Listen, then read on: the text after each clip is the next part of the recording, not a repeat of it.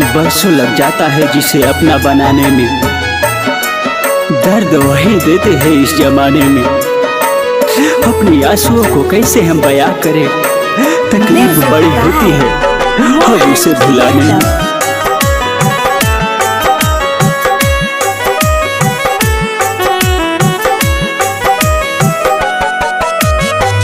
प्यार जे बनावल उ पगले नु होई, दिल जे बनावल उ होई कसाई।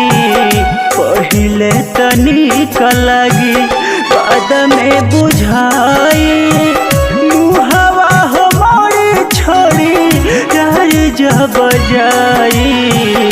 प्यार जे बनावल पगले नु होई, दिल जे बनावल होई कसाई।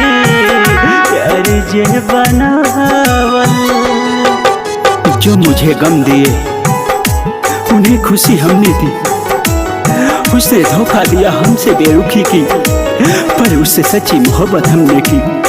उसकी मुस्कुराहट एक दिन मेरे लिए जहर बन गई, वो ला कर दिए हमें पीने के लिए, उसे ही हंसते हंसते हमने पी।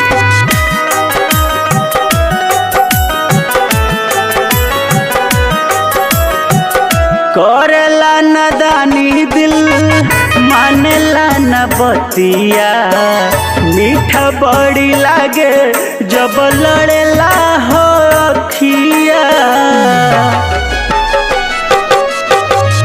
करेला नदानी दिलई मानेला न बतिया, मीठा बड़ी लागे जब लड़ेला हो अखिया।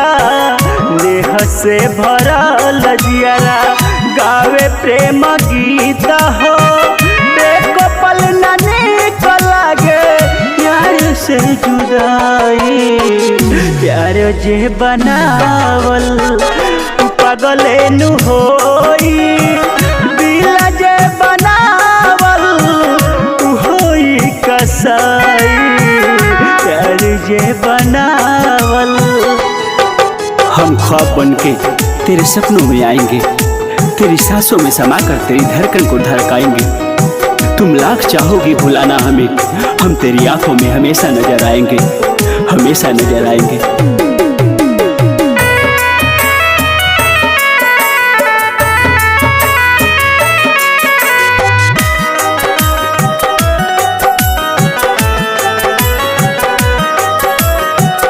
बाकी हो एक दिन जिंदगी में आवेला, प्यार अपन रूप जब असली देखावेला। बाकी हो एक दिन जिंदगी में आवेला, प्यार अपन रूप जब असली देखावेला।